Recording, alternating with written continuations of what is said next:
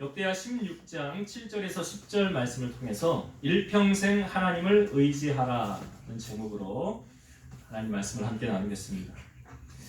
어떤 사람의 인생을 보면 시작은 아름다운데 끝이 아름답지 못한 사람이 있는가 하면 시작은 좋지 않았는데 끝이 아름다운 인생을 사는 사람이 있습니다. 여러분은 이 두 가지 중에서 어느 것이 더 가치 있는 인생이라고 생각되십니까? 사람이 태어날 때는 다 똑같이 태어납니다. 그러나 생을 마감할 때는 저마다 다르게 가는 것을 보게 됩니다. 그럼 우리는 하나님 앞에서 어떤 삶을 살다가 하나님의 나라를 가야 될까요? 제가 단톡방에 어느 목사님 간증을 보고 은혜가 돼서 올린 적이 있습니다. 혹시 보셨나요? 못 보신 분들이 있으리라 생각되어 다시 소개를 하려고 그래요. 왜냐하면 오늘 이 간증하고 오늘 우리가 말씀을 나누고자 하는 주제가 좀 연결이 있기 때문에 제가 다시 한번 이 간증을 함께 나누려고 합니다. 지금은 이 목사님이 인격적으로 아주 훌륭하신 많은 사람들로부터 존경을 받으시는 그런 목사님이 되셨어요. 그런데 목사가 되기 전에 30대 때 참 방탕한 때가 있었던 것 같습니다. 늘 술을 끼고 살고 화투와 노름 이런 것을 가까이 하며 살았는데 이 술을 마셨다 그러면 밤늦게 들어가곤 했지요. 근데 어느 날 그날도 술이 곤드레 만드레 되어서 새벽 2시쯤에 겨우 집으로 들어갔는데 근데 이분이 참 그 나쁜 버릇이 있는데 뭐냐면 아무리 집에 늦게 들어가도 그 자는 아내를 깨워서 밥상을 차려오라고 그런대요. 이 주사를 부리는 건지는 모르겠는데 그 늦은 시간까지 이분이 그 아내가 차려주는 그 밥상을 먹고 잠자리에 드는 게 이게 습관이 됐다고 그럽니다. 진짜 강큰 남자죠. 그런데 이게 그날은 무슨 일인지 자기 아내를 깨우지 않은 거예요. 그리고 안방에 가보니까 아내가 엎드려서 자고 있더라는 겁니다. 왜 엎드려 자고 있을까요? 편안하게 침대에서 자지 못하는 것은 이 남편이 올 때까지 기다렸다는 거죠. 그러다가 자기도 모르게 잠이 들었다는 거예요. 그래서 참 그 모습이 짠한데 그 가까이 가보니까 머리맡에 성경책이 놓여져 있고 그 아내가 팔로 끼고 있는 그 뭔가가 보였다는 거예요. 그래서 그 머리에 눌려있는 게 뭔가 이렇게 보니까 노트 한 권이 있더라는 겁니다. 그래서 갑자기 이분이 이게 뭐가 쓰여져 있을까 궁금해서 머리를 이렇게 치우고 그 노트를 펼쳐드렸는데 너무나 가슴 아픈 내용이 거기에 담겨져 있는 거예요. 이 목사님이 충격을 받았습니다. 이렇게 적혀 있었다고 그래요. 나는 오늘도 버스를 타고 수유리 너머로 갔다. 시골길을 하염없이 걸으면서 오늘도 어김없이 죽음을 생각했다. 약을 먹고 죽을까 아니면 손목을 그어서 죽을까. 그러나 그것은 내가 취할 길이 아님을 다시 한번 확인하고 돌아왔다. 나를 살리기 위해 십자가에서 돌아가신 주님께서 주님의 뜻을 위하여 내게 주신 남편이므로 나는 이 남편을 사랑해야만 한다. 나는 사랑할 수 없지만 주님께서 사랑하라 명령하셨으므로 나는 사랑해야만 한다. 주님 도와주세요. 나의 약함을 주님께서 잘 아시잖아요. 이런 충격적인 아내의 일기 같은 낙서가 거기 적혀 있었는데 그러고 보니까 그 노트에 여기저기 눈물을 흘린 자국이 번져 있었더라는 것입니다. 그 남편이 그날 충격을 받고는 이 노트를 내려놓고 서재에 들어갔는데 하염없이 눈물이 나고 도저히 잠을 잘 수가 없더라는 겁니다. 이분이 표현하기를 심장이 멎는 것 같고 귀에서 커다란 북소리가 들리는 것 같은 그런 느낌을 자기가 받았다는 겁니다. 그날 밤 참 괴로운 시간을 보냈는데요. 자기 아내가 절망해서 죽음을 생각하고 있던 그 시간에 자기는 율락가를 기웃거리면서 오직 쾌락만을 탐닉하던 그런 모습을 생각하니까 견딜 수가 없는 거예요. 이 남편 같지도 않은 부실한 남편 탓에 얼마나 많은 밤을 이 아내가 밤을 지새우고 눈물을 흘렸을까. 그리고 자살을 생각할 정도로 그 마음이 아프고 찢어졌는데 그걸 모르고 살았던 자기가 너무 한스러워서 많이 울었다는 겁니다. 그리고 그날 밤에 그렇게 많이 운 이유가 또 하나 있는데 자기 어머니가 불쌍해서 울었다고 그래요. 들어보니까 아버지가 일찍 돌아가셨대요. 그리고 어머니가 남편 일찍 여위고 어떻게 해서든지 이 자식들을 잘 키우려고 날마다 교회 가서 새벽마다 하나님 이 아이들 잘 되게 해주세요 울면서 기도했는데 그 기도에 보답하기는커녕 이렇게 초라한 자기 모습을 보면서 어머니가 느꼈던 그 배신감이라고 할까요? 그 절망감이 얼마나 컸을까 생각하니까 그 어머니가 불쌍해서 하염없이 울었다는 겁니다. 그렇게 그날 밤 잠을 이루지 못하고 한참을 울고 있는데 갑자기 등 뒤에서 포근히 자기를 감싸 안아주는 느낌이 들더라는 겁니다. 자기 생각에 인기척에 그 잠자던 자기 아내가 깨어가지고 울고 있으니까 자기를 이렇게 격려해 주나 보다. 그리고 뒤를 돌아봤더니 아무도 없더라는 거예요. 그래서 내가 술 기운에 착각을 했나? 그리고 다시 눈을 감았는데 또다시 누군가가 자기를 포근히 안아주는데 이 포근함이 처음보다 더 강해지더라는 거예요. 다시 뒤를 돌아봤는데 아무도 없더라는 겁니다. 그리고 세 번째 눈을 감았는데 이분 마음속 깊은 곳에 세밀한 음성이 들려지더라는 겁니다. 이런 메시지가 들렸다고 그래요. 나의 사랑하는 아들아, 나는 너를 한 번도 버린 적이 없단다. 참 뜬금없는 그런 메시지 아닙니까? 깜짝 놀랐는데 그 음성이 이렇게 계속되었다고 그래요. 네가 나를 버리던 그 순간에도 나는 줄곧 너와 함께 있었단다. 앞으로도 나는 영원히 너와 함께 할 것이다. 나는 너를 사랑하기 때문이다. 이런 신비로운 하나님의 만져주심을 그날 밤에 경험을 했는데 근데 여러분 중요한 것은 그런 것을 경험하고 난 다음이에요. 이게 뭐 술기운에 착각을 했을 수도 있고 엉뚱한 상상력이 동원돼서 그랬을 수도 있는데 중요한 것은 이런 하나님의 은혜를 경험하고 난 그 다음의 결과예요. 이분이 말씀하시기를 딱 그 시간 이후로 너무나 끊을 수 없고 너무나 즐기던 술과 담배가 딱 끊어졌는데 그분 말씀하기를 냄새마저 역겨워졌더라는 겁니다. 그리고 뿐만 아니라 손에서 떠나지 않았던 트럼프와 화투를 집어 던져 버렸는데 그날 이후로 그게 싫어졌다는 거예요. 뿐만 아니라 그 시간 이후로 주변의 자기 직장 동료들이나 친구들도 자기 안에 이런 가족들로부터 끊임없이 들려지는 이야기가 아니 어떻게 사람이 이렇게 갑자기 변할 수가 있어? 아니 어떻게 이렇게 달라질 수가 있습니까? 그런 변화되었다는 이야기를 늘 들으면서도 결국 한 가정의 가장으로서 그리고 또 가정을 세우고 일터를 세우는 굉장히 성실한 그런 가장이 되었다는 겁니다. 그리고는 그 하나님의 은혜에 감격해서 나중에는 신학교에 들어가고 이분이 드디어 목사가 되었는데 지금 이런 간증을 하고 있다는 거예요. 이분은 그냥 보통 목사가 아니라는 거예요. 얼마나 인격이 훌륭하고 얼마나 삶이 깨끗하고 탐욕적이지 않고 욕심이 없고 그런지 많은 사람들이 존경하는 그런 목회자가 되었다는 겁니다. 여러분 이 목사님의 인생의 처음의 출발은 어땠습니까? 좋지 않았습니다. 그런데 하나님을 만난 뒤 그분의 인생은 값어치 있는 인생으로 바뀌어졌다는 거예요. 오늘 제가 왜 이 간증을 나누었냐면 여러분 사람의 인생의 삶이 어떻게 끝날지 또 어떻게 진행될지 우리 아무도 모릅니다. 오늘 우리가 함께 은혜를 나누고자 하는 이 말씀의 주인공은 아사라는 사람이에요. 오늘 제가 왜 이 아사를 살펴보길 원하냐면 이 아사의 인생을 통해서 하나님께서 우리에게 주고자 하는 분명한 메시지가 있다는 거예요. 이 목사님의 간증을 통한 메시지도 있지만 오늘 아사라는 사람의 이 왕, 그 인생을 살펴보고 하나님께서 우리에게 주고자 하는 메시지가 뭔가 그것을 함께 찾아보고 은혜를 나누고자 합니다. 여러분 이 아사 왕은요 잘 아시지만 솔로몬 이후로 나라가 둘로 나뉘어졌죠. 북이스라엘과 남유다로 나뉘어졌어요. 근데 남유다는 이제 그 솔로몬의 아들이 르호보암 왕이 통치를 하게 됐다고 그랬죠.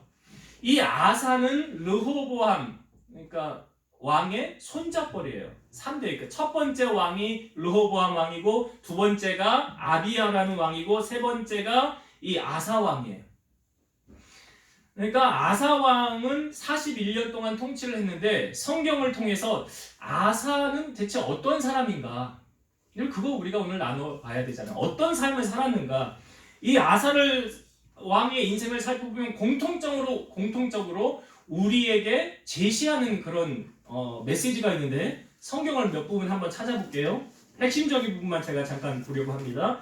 자, 14장 앞으로 넘기셔서 14장 4절을 한번 찾아보세요. 제가 지금 한 5구절 정도를 찾아보려고 하는데 이 5구절 속에서 공통적으로 우리에게 보여지는 단어를 여러분이 한번 잘 찾아보세요. 자, 14장 4절을 한번 읽어볼게요. 4절.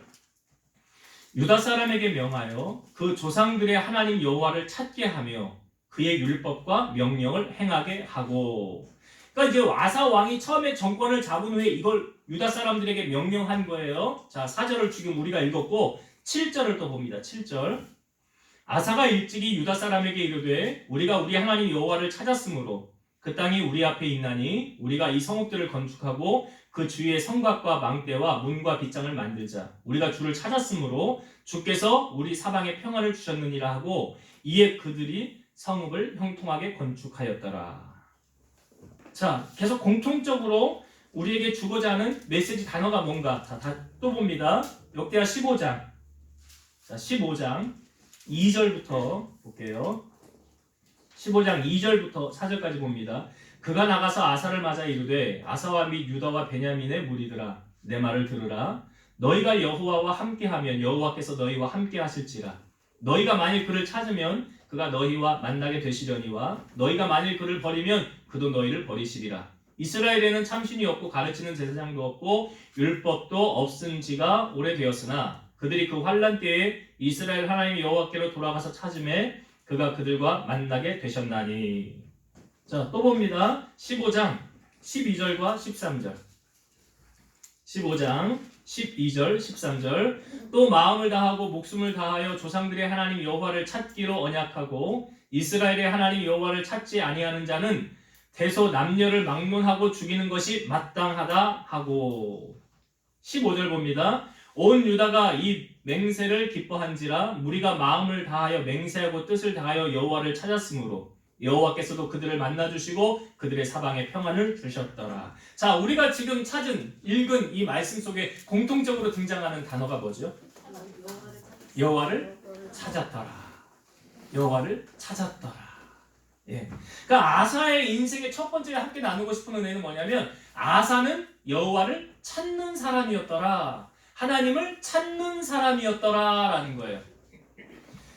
예레미야 29장 12, 13절. 너희가 내게 부르짖으며 내게 와서 기도하면 내가 너희들의 기도를 들을 것이요 너희가 온 마음으로 나를 구하면 나를 찾을 것이요 나를 만나리라. 여러분, 하나님이 살아계시다는 증거가 무엇입니까? 찾는 자를 만나주신다는 거죠. 하나님이 살아계시지 않는다고 한다면 아무리 찾아도 하나님이 응답을 하세요, 안 하세요? 안 합니다. 그러니까 하나님은 살아계시는데 누구를 만나주십니까? 찾는 자를 만나주시는 거예요. 이사야 55장 6절 7절. 너희는 여호와를 만날 만할 때에 찾으라. 가까이 계실 때에 그를 부르라. 악인은 그의 길을, 불의한 자는 그의 생각을 버리고 여호와께로 돌아오라. 그리하면 그가 긍휼히 여기시리라. 우리 하나님께로 돌아오라. 그가 너그럽게 용서하시리라. 여호와를 만날 만할 때에 뭐 하래요? 찾으라. 가까이 계실 때에 그를 부르라. 여러분, 하나님을 찾는다는 것의 다른 표현은 뭔지 아십니까? 하나님께 마음이 있다는 거예요.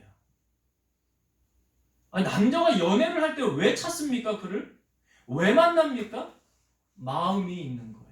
마음이 없으면 찾지도 않고 만날 이유도 없습니다. 신명기 6장 5절. 너는 마음을 다하고 뜻을 다하고 힘을 다하여 내 하나님 여호와를 사랑하라. 그러니까 하나님을 사랑하면 하나님을 찾게 되더라. 찾고 하나님을 찾게 되고 가까이 하고 그를 구하게 되더라. 여러분, 하나님께 마음이 있으면요, 우리가 하나님께 또 뭘 드릴까? 내 생명이라도 드리고 싶다. 왜? 우리가 성경에 보면 이런 표현이 있어요. 마태복음 6장 21절. 내 보물 있는 그곳에는 내 마음도 있느니라. 보물이 있는 그곳에 뭐가 있대요? 마음이 있대요. 자, 아사가 지금 하나님 찾았죠? 그럼 아사의 마음이 누구에게 있다는 거예요? 하나님께 있다는 거예요. 그 무엇으로 우리에게 증명하고 있느냐? 자, 성경을 또 봅시다. 15장 11절. 15장 11절 읽습니다. 그날에 노력하여 온 물건 중에서 소 700마리와 양 7,000마리로 여호와께 제사를 드리고. 여기 전쟁을 해서 이긴 거, 그러니까 하나님이 수확물로 나에게 주신 것 중에서 자 보세요. 소 700마리, 양 7,000마리. 적은 숫자예요? 많은 숫자예요? 많은 거예요. 근데 이게 뭐예요? 하나님께 드림이 아까우면 이거 못하잖아요. 아까우면 못합니다. 그러니까 여호와께 제사를 이렇게 드렸더라. 한 절 더 볼게요. 18절. 15장 18절. 그가 또 그의 아버지가 구별한 물건과 자기가 구별한 물건 곧 은과 금과 그릇들을 하나님의 전에 드렸더니. 누구에게 드렸다고요? 하나님께 드렸더라. 하나님께 드렸더라.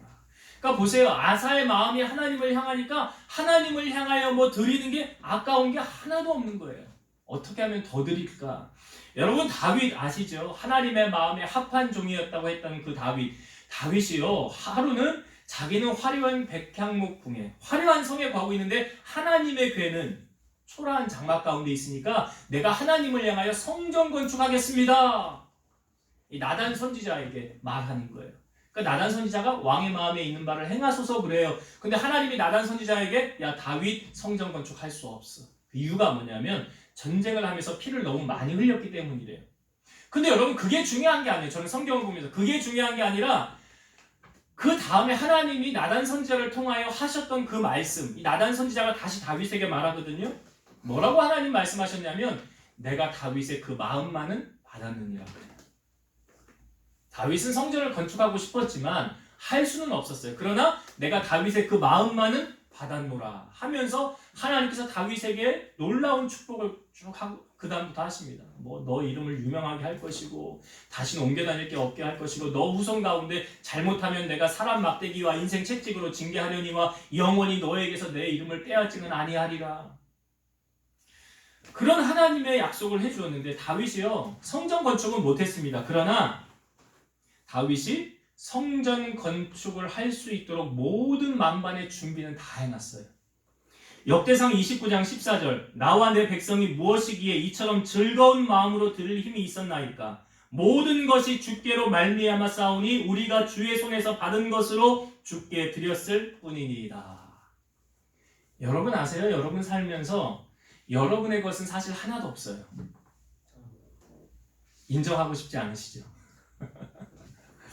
왜요? 여러분이 누구의 것이기 때문에 그래요. 하나님의 것이기 때문에. 여러분이 하나님의 것이니까 나에게 속한 모든 건 다 누구 거예요? 근데 우리가 그걸 잊고 살거든요, 많이. 그러니까 우리가 어떻게 살아야 되냐면 청지기처럼 살라라고 말하고 있잖아요. 청지기는 뭐예요? 내 것이 없는 인생. 주인이 시키는 대로 심부름하는 인생이 청지기예요. 그렇게 살아야 되는 거예요. 이 다윗이 하나님 앞에 드렸음에도 불구하고 그 표현을 뭐라고 그래요? 주의 손에서 받은 것. 주께 다시 드렸을 뿐입니다.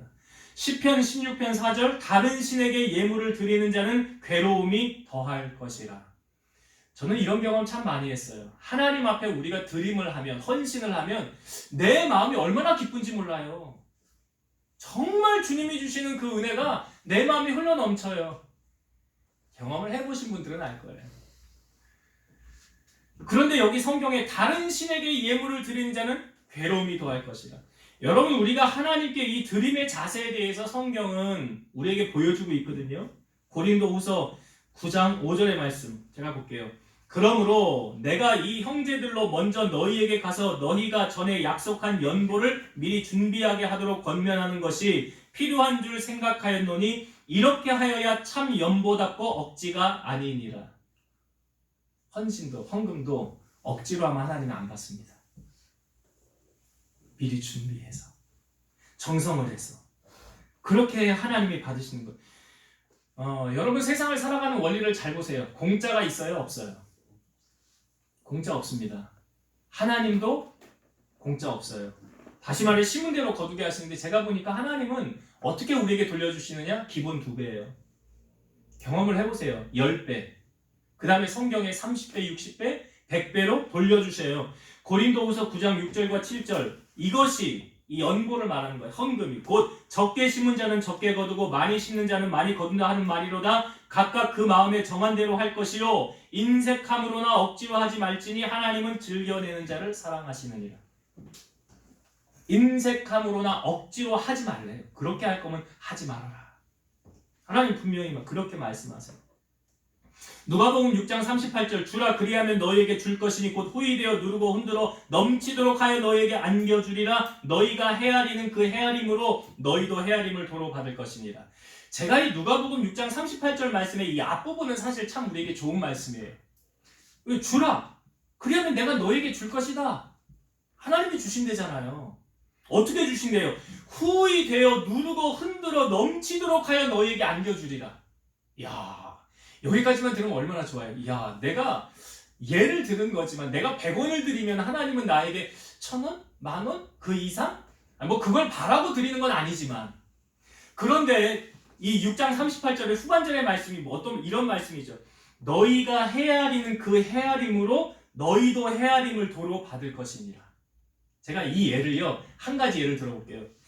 여러분 고구마 전도왕이라고 김기동 목사님 혹시 아십니까? 들어보셨어요? 이 옛날에는 집사님이었어요. 집사님이었는데도 불구하고 전도사역 집회를 참 많이 다녔어요. 이분이 지금은 미국에서 목회를 하고 있다고 그러더라고요. 근데 이분이 평신도로 있을 때, 평신도로 집사로 있었을 때 하나님의 은혜가 너무나 커서 너무나 감사해서, 여러분 은혜가 넘치면 너 드리고 싶은 마음 있잖아요. 그래서 이분이 하나님 은혜를 받아서 하나님께 감사 헌금을 내가 드려야 되겠다 하고 300만 원을 딱 찾아놨다고 그래요. 야, 적은 금액 아니네요. 300만 원을 내 감사한 하나님 앞에 드려야지. 그런데 사람 마음이 참 간사하지요. 하루 지나서 아유 내가 그냥 집사인데 뭘 이렇게 많이 드려. 그러면서 여기서 50을 빼고, 그 다음날 또 아이 뭐 이렇게 많이 할 필요 있을까 하면서 또 빼고 또 빼고 또 빼서 결국 얼마가 남았느냐? 30만 원을 하나님 앞에 헌금을 딱 드려야 돼요. 그런데 며칠 있다가 자기 가족 중에 누가 차를 몰고 나가서 교통사고가 났다네요. 견적이 나왔는데 얼마 나왔을까요? 270만 원. 그거를 딱 들으면서 이 집사님이 무슨 생각했을까요? 이야, 내가 하나님 앞에 그거 그냥 다 드렸으면 내 마음도 기쁘고 하나님도 기쁘고 하나님께 상급 쌓고 더 많이 내게 주셨을 텐데, 내 잔머리 부리다가 내가 헤아리다가 다 새나가게 하나님이 하시는구나. 여러분, 우리가 하나님께 드리는 건요, 해도 되고 안 해도 되는 거죠. 그렇잖아요. 아니, 해도 되고 안 해도 되는 거지.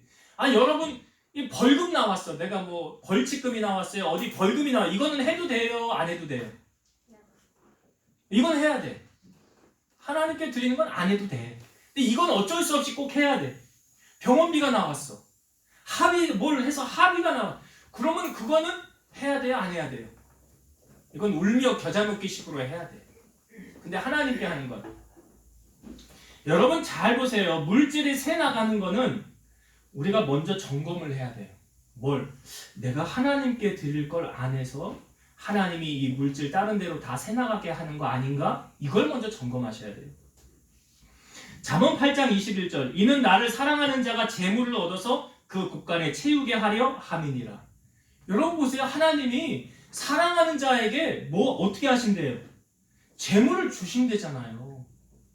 그리고 곳간에 채우게 한대잖아요. 이거 오늘날로 말하면 이거 아니에요. 내 통장에 돈이 계속 쌓이게 되는 거. 하나님 그렇게 하신대잖아요. 잠언 22장 4절 겸손과 여호와를 경외함의 보상은 재물과 영광과 생명이니라. 아시죠? 이 말씀 제가 여러 번 강조했어요. 겸손과 여호와를 경외함으로 나에게 하나님이 주시는 보상이 세 가지가 있는데, 첫 번째가 재물이에요. 두 번째가 영광이에요. 높이는 거예요. 세 번째가 생명이에요. 하나님 그걸 보너스로 주신대요. 오늘 여러분 보세요. 아사의 삶을 통하여 그가 하나님 찾았죠. 마음이 누구에게 가 있는 거예요? 하나님께 가 있는 거죠. 그러니까 하나님께 드리는 게 아까워요? 안 아까워요? 안 아깝지. 다윗이 성전 건축을 하려고 그랬는데 성전 못 짓게 했지만 그럼 나 할 필요 없네 이게 아니었잖아요. 하나님께 마음이 있으니까 주님이 나에게 주신 거 내가 주님께 다시 드립니다. 이런 마음. 또 우리가 살아갈 때 여러분 청지기의 역할을 하셔야 돼요. 여러분 삶에서 이 땅에 여러분의 것은 하나도 없어요. 다 누구 것이에요? 하나님의 것이에요. 참 사람이 어리석은 게 뭐냐면 성경에 예수님 비유해 주셨잖아요. 어리석은 부자. 아니 농사일이 너무 잘 됐어. 창고를 어떻게 하지? 창고 다시 줘야지. 창고를 크게 줬어요. 그리고 가득 채워놨어요. 아유 나 이제 죽을 때까지 먹을 거 다 해놨네. 근데 하나님이 그날 밤에 내가 오늘 너 데려가면 저 누구 거냐? 그 다음에 나오는 말씀이 뭔지 아세요? 하나님께 대하여 부요하지 못한 자가 이와 같이 될 것입니다. 그것도 하나님이 지켜주셔야 되는 거예요. 그래서 오늘 아사를 통하여 우리가 첫 번째 나누고 싶은 은혜는 아사는 하나님을 찾았구나. 다시 말해서 아사의 마음이 누구를 향하고 있었다고요? 하나님을 향하여 있었더라. 여러분 우리도 그래야 돼요. 여러분 마음 세상에 빼앗기지 마세요. 제가 저를 유일하게 컨트롤할 수 있는 게 물론 하나님이 하시지만 제 아내잖아요. 제 아내가 저에게 잔소리 안 합니다. 잔소리 안 해요. 근데 가끔 할 때가 있어요. 뭐라고 그러냐면 여보 좀 깨어있어. 그래요. 좀 깨어있어. 이게 뭔 말인지 아시죠? 마음 딴 데 두지 말라는 말이에요. 마음을 딴 데 두지 말라. 그것만 말하지 다른 잔소리 얘기를 잘 안 합니다. 제가 하나님 앞에 조금 삐딱선다는 것 같다? 조금 잘못 가는 것 같다 싶으면 그래요. 감사하죠. 여러분 오늘 아사를 통해서 여러분 하나님을 찾는 자가 되시고 여러분의 마음을 하나님께 두는 자가 되기를 주의 이름으로 축원드립니다. 자, 아사 인생을 우리가 이거 하나 살펴보고 또 한 가지 나누고 싶은 은혜는 우리 이런 말 합니다. 피는 물보다 진하다. 결국 팔은 안으로 굽는다. 결국은 남는 거 뭐밖에 없다? 혈육밖에 없다. 피부치밖에 없다. 그런데 이게 아사에게 통했을까요? 자, 성경을 이 부분 한번 봅시다. 역대하 15장 16, 17절. 자, 15장 16, 17절 있습니다. 아사 왕의 어머니 마아가가 아세라의 가증한 목상을 만들었으므로 아사가 그의 태후의 자리를 폐하고 그의 우상을 찢고 기드론 시냇가에서 불살랐으니 산당은 이스라엘 중에서 제하지 아니하였으나 아사의 마음이 일평생 온전하였더라. 이게 무슨 이야기입니까, 여러분? 아사 왕의 어머니 마아가라고 표현하고 있는데 사실 이 마아가는요, 이 르호보암의 아내, 르호보암, 솔로몬의 아들인 르호보암, 이스라엘, 그러니까 남유다의 첫 번째 왕, 르호보암의 아내예요. 그러니까 아사에게 있어서는 할머니 격이 되는 거예요. 표현을 여기 어머니라고 표현을 했지만 할머니입니다. 그런데 그 할머니가 무슨 일을 했대요? 우상을 만들었대요. 그 우상을 만들어서 어떻게 했대요? 아사가 그의 태후의 자리를 폐하였더라. 이 태후의 자리는 여러분 막강한 지위가 있는 자리예요. 이 권력의 자리란 말이에요. 그리고 손자가 어떻게 자기 할머니를 거기를 폐할 수가 있습니까? 근데 지금 아사가 그렇게 했더라는 거예요. 이런 거 보면 아사가 피도 눈물도 없는 사람 같아요. 어떻게 할머니한테 그럴 수 있어, 손자가? 근데 아사가 이렇게 한 이유가 뭔가? 이유가 17절 후반절 아사의 마음이 일평생 온전하였더라. 이게 무슨 말이에요? 하나님을 향한 그 마음이 변함이 없었다는 거죠. 이게 무슨 말입니까? 그러니까 두 마음 품지 않겠다는 거예요. 생각해보세요, 여러분. 아사가 지금 하나님의 입장에서 잘한 거예요? 잘못한 거예요? 잘한 거죠. 그러면 이 혈육의 입장에서, 할머니의 입장에서 너는 손자고 나는 할머니야. 우리 혈육지간이야. 피부치야. 그럼 그 관계에선 잘한 거예요? 잘못한 거예요? 그렇죠? 잘못한 거죠. 손자가 어떻게 할머니한테 그럴 수가 있어요. 얼마나 자기 이뻐하고 잘 봐줬겠어요. 그러니까 이걸 통하여 우리가 뭘 알 수 있냐면 아사는 할머니가 먼저예요? 하나님이 먼저예요?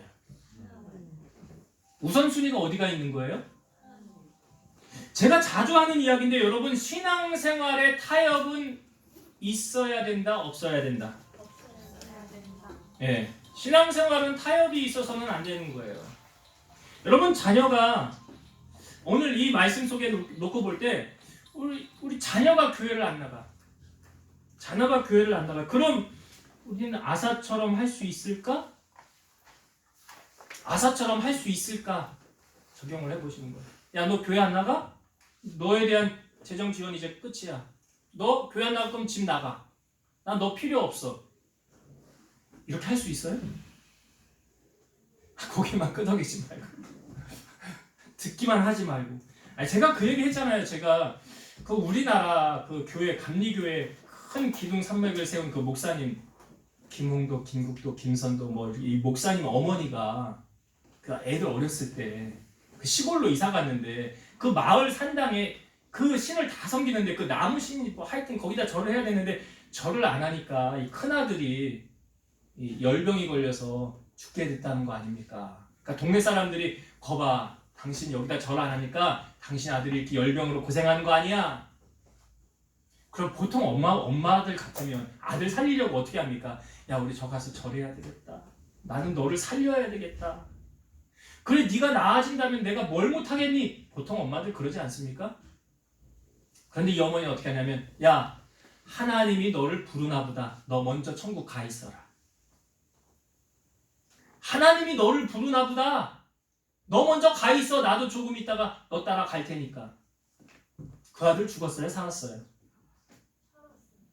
살았어요. 그것이 오히려 하나님 앞에 이분의 믿음을 보이는 검증하는 계기가 됐어요. 여러분, 오늘 아사 이거 아무렇지 않은 것 같지요? 그냥 자기 할머니 우상 만들었다고 회의한 그런 수준이 아니라는 거예요. 이게 지금 이거 아무나 못하는 거예요, 여러분. 근데 아사는 신앙 안에서 타협하지 않았더라. 여호수아는 그 여호수아 24장 15절, 이게 여호수아의 인생의 유언 같은 말이거든요. 만일 여호와를 섬기는 것이 너희에게 좋지 않게 보이거든, 너희 조상들이 강 저쪽에서 섬기던 신들이든지 또는 너희가 거주하는 땅에 있는 아무리 족속의 신이든지 너희가 섬길 자를 오늘 택하라. 오직 나와 내 집은 여호와를 섬기겠노라. 신앙은 결단이에요. 흐지부지. 그러니까 뭐 라오디게아 교회를 향하여 주님이 하셨던 말씀이 뭡니까? 차든지 뜨겁든지 하라. 미지근하면 토하여 내친다. 여러분, 신앙의 양다리는 없습니다. 하나를 양보하면 다음에는 더 큰 것을 양보해야 돼요. 여러분 해보시잖아요. 경험해 보시지 않으셨습니까? 신앙생활 하면서 너 저번에는 이렇게 하더니 뭐 지금은 또 안 된다고 그래. 그런다니까요. 타협해서는 안 되는 거예요. 그러니까 아사가 지금 어떻게 보면 싹을 자른 거예요. 다시는 이런 일이 일어나지 못하도록 애초에 싹을 잘라버리는 거예요. 오늘도 여러분 하나님의 음성을 우리가 듣고 오늘 아사처럼 정말 하나님 제일주의, 신앙의 타협 없이 끌려가는 것이 아니라 끌고 올 수 있는 능력을 여러분이 소유하시길 바라요. 철저하게 아사가 지금 그 마음이 하나님을 향하여 우상 타파, 절대로 이런 일은 우리 가정에 있어서는 안 된다, 하나님 제일주의로 살아야 된다라는 것을 몸소 삶을 통해서 실천을 보여준 사람이 누구입니까? 아사예요. 그 왕의 자리, 백성들로 하여금 하나님을 찾게 하고 가족들도 다 타협하지 않는, 하나님이 얼마나 기뻐했겠습니까? 그런 아사의 모습을 우리가 좀 품길 원해요. 혈육을 의지하지 마시고 사람을 바라보지 마시고 어떻게 하면 하나님 기쁘시게 할까 하는 편에 서서 그렇게 살아왔던 사람 아사, 오늘 우리가 그렇게 살아가기를 소망하고요. 마지막 한 가지 더 나누고 오늘을 나누고자 합니다. 제가 앞부분에 이러한 내용으로 설교를 시작했었어요. 사람의 인생 처음이 아름다운 사람, 그러나 끝이 아름답지 못한 사람. 그러나 처음이 아름답지 못했지만 끝이 아름다운 사람. 근데 오늘 아사의 인생, 이 전반부의 인생을 살펴보았을 때 아사의 인생 참 괜찮은 사람이었어요. 그러니까 아사의 인생 35년까지 전쟁이 없었더라 하나님 지켜주었어요. 그런데 문제가 발생했습니다. 아사의 인생에 36년 통치하는 41년까지 통치를 했는데 36년에 어떤 일이 있었냐면 그 이스라엘이, 북이스라엘이 자기를 침범해 온다고 할 때 아사가 예전 같았으면 어떻게 했을까요? 하나님을 찾았겠죠. 하나님 도와달라고 했겠죠. 그런데 아사가 어떻게 했나 성경을 한번 봅시다. 16장 2절과 3절 말씀. 역대하 16장 2절과 3절 봅니다. 아사가 여호와의 전 곳간과 왕궁 곳간의 은금을 내어다가 다메섹에 사는 아람 왕 베나닷에게 보내며 이르되 내 아버지와 당신의 아버지 사이와 같이 나와 당신 사이에 약조하자. 내가 당신에게 은금을 보내오니 와서 이스라엘 왕 바하사와 세운 약조를 깨뜨려 그가 나를 떠나게 하라 하매. 자, 북이스라엘이 쳐들어온다고 할 때 누구에게 도움을 요청합니까? 아사가?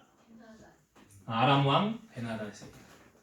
아람 왕 베나닷에게 도움을 요청하는데 자, 어떤 일을 벌입니까? 여기 보니까 내가 당신에게 은금을 보내오니 이게 뭐예요? 뇌물을 작전을 쓰는 거예요. 누구에게? 아사에게. 뇌물 작전을 쓰는 거예요. 그래서 와서 나를 도와달라라고 말하는 거예요. 그리고 도와줬어요. 그리고 이스라엘이 침범하지 못하게 됐어요. 그럼 잘 된 거지요. 잘 해결됐어요. 그런데 하나님께서 선견자 하나니를 아사에게 보냅니다. 그게 오늘 우리가 읽은 본문의 말씀인데 자 16장 7절과 8절을 보겠습니다. 16장 7절과 8절.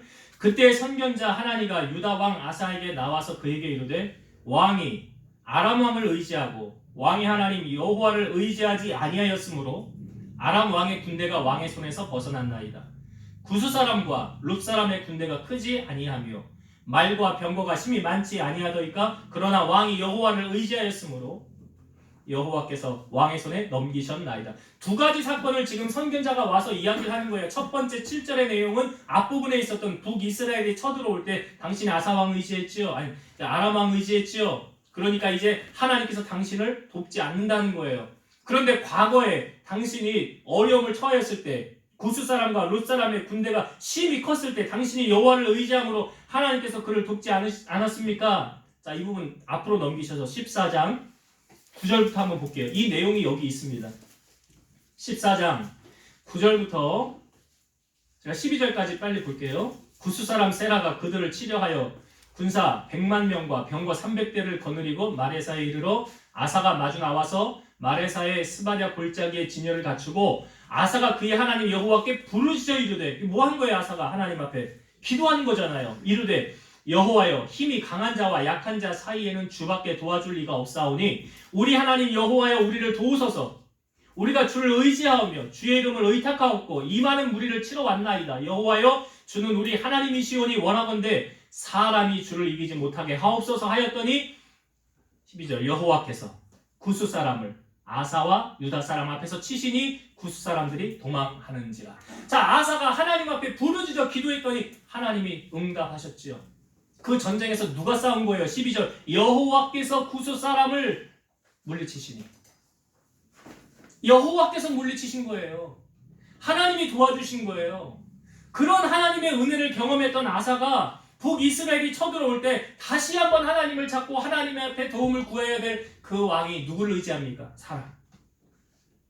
사람 의지하잖아요. 그러니까 16장 여러분 9절을 보세요. 역대하 16장 9절. 여호와의 눈이 온 땅을 두루 감찰하사 전심으로 자기에게 향하는 자들을 위하여 능력을 베푸시나니 이 일은 왕이 망령되이 행하였은즉. 이 일은 뭘 말하는 거예요? 왕이 왜 아람 베나닷을 의지했습니까? 하나님을 의지했어요. 그 사람을 의지한 그 일을 뭐라고 표현합니까? 망령되이 행하였은즉. 이후부터는 왕에게 전쟁이 있으리라. 왕이 하지 말아야 될 일을 행하였다라는 거예요.